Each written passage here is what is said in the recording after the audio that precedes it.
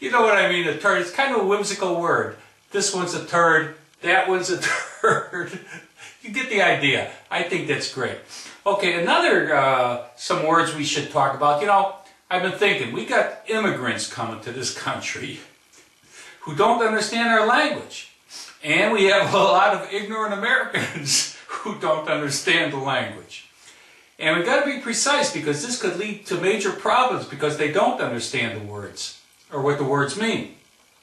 And two of the words I've been thinking about is the word take and leave. Now these things mean opposites, take and leave. For example, you want to go to the appliance store to get a big screen TV. Okay, now understand this. It does not matter whether you go to the appliance store at midnight, when there's a lock on the door, when the lights are off, if you got to walk through broken glass to get in or to get out. Now, for you ignorant people out there, understand this. You take the TV with you, but you leave the money. Take the TV, but leave the money. Okay, now we say take and leave mean opposite things, but here's the problem. We use it to mean opposites. They mean the opposite thing, take something and leave something, but we use it in reverse. I'm getting a little confused by myself here, but you'll get the drift what I mean.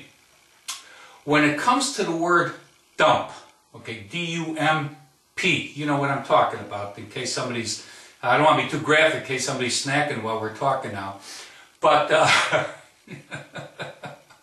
we say we're going to take a dump. Now, for example, a guy said he's going to go take a dump. What you really want to do is you want to leave it. Okay, now for these ignorant people out there, or for these immigrants who just don't understand the language, or again, like the ignorant or stupid or morons out there, these people are going to go into the can to take their dump, and they're going to come out, and the fool's going to come out holding a baggie in his hand, and everybody's been scurrying, screaming, and puking and throwing it up. We can't have none of that. So when you go in there, even though we're saying take a dump, what we really mean is, and understand this, you dumb people out there, you want to leave it. You go in with it, but you come out without it. Okay, now let's say we want to be more precise about the words we're using. Now, for example, this place, when we talk about the dump, this room, okay, it goes by different names. For example, one of the words to describe it, let's say you're out for dinner with another couple or some other people, and you say, excuse me, I have to go to the bathroom. Now, how many times have you got up from the table in the restaurant and you walked into what you call the bathroom and there's a tub in there? You didn't go in there to take a bath, even though you might have needed one. Or, you know, it's not to take a bath. Okay. Now, another word we use for this room, is restroom. For example, you might go out, get up and say to the waitress or waiter, can you show me where the restroom is? Now, you're not going in there to take a rest. You're not going there to catch some Z's or something like that. And you got to be careful, because you sit down on the can and nod off, you could fall off and crack your head open.